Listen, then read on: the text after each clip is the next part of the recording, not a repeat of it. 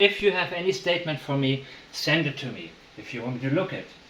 And at Firetown is my username on X, formerly known as Twitter. I appreciate everything that you guys are sending me.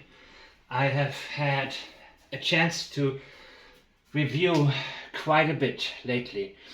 And the latest news, of course, is the video.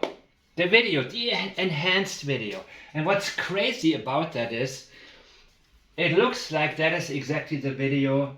The enhancement is from a video I've been sent about 10 months ago. And I don't like to get sidetracked too much. I posted it, I shared it, nobody cared. A couple of people said, yeah, I don't know, maybe it's not reliable, and I don't really trust the channel it's coming from, or the person who sent it to you, really what's blah blah blah blah blah. It got too much. It got to the point where it took me away from the statements, and the statements are 100% reliable, people. 100%. The exception to regular statement analysis is sociopathy. A lot of statement analysts don't understand it. Let me say it simple like that. Katie Proudfoot is a sociopath. So some of her statements show up as reliable, even though they are straight up lies. And Chris Proudfoot has made very similar statements to hers, but they're talking basically about the same thing. In his case, it shows up as being deceptive. In her case, not. I'm also 100% sure she is watching videos like this. Maybe not my channel, but somebody's channel she's definitely paying attention to. I'm not talking about the lives where they're gossiping a lot, where they actually call in. I'm talking about something that has to do with detection.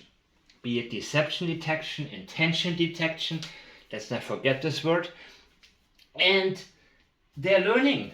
That is why I love the oldest statements. And Chris has said to us one time, the best part about it, the best. When you say the best, it doesn't say the good part, because it means there are many good parts, or at least two.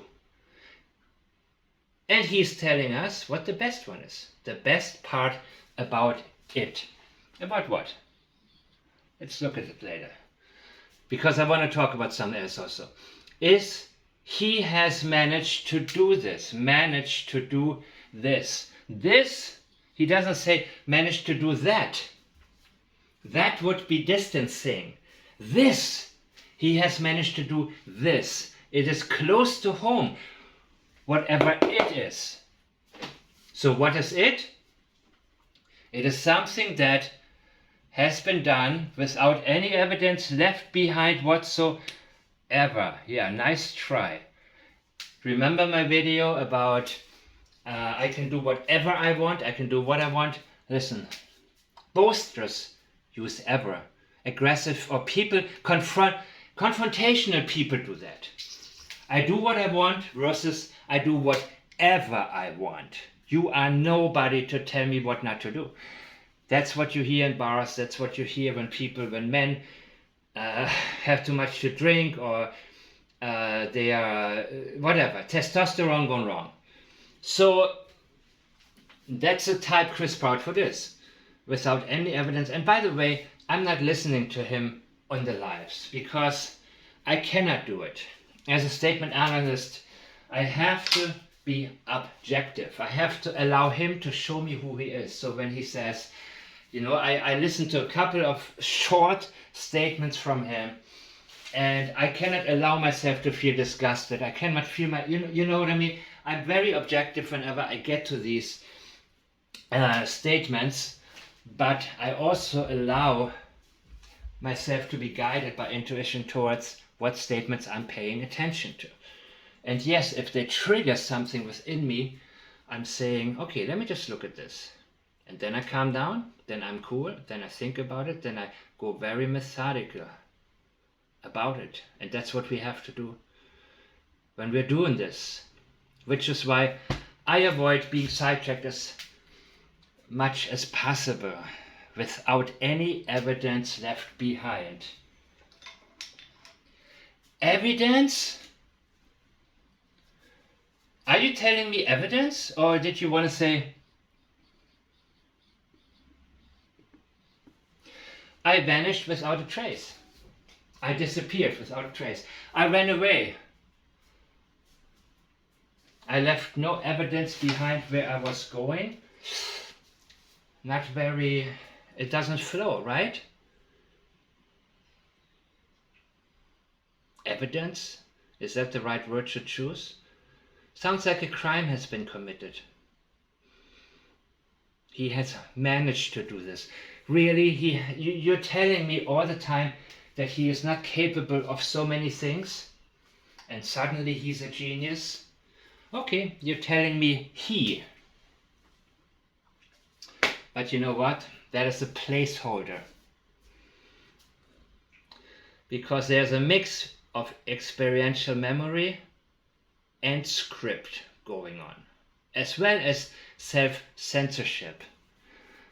And the weird thing about Chris Proudfoot is that when he gets going, he loves to talk.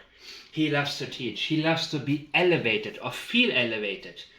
He loves to feel like everyone's listening to him. Okay, finally, I'm a genius. Now I have a chance to tell everybody how to parent. Now I'm going to tell everybody how to deal with your wife. Now I'm going to tell everybody the secret to marriage. You know what I mean? I need to mention something else. What did he not talk about before? When did Chris Proudfoot say, I cannot talk about this? I'm not allowed to talk about this. I want to mention only two parts right now.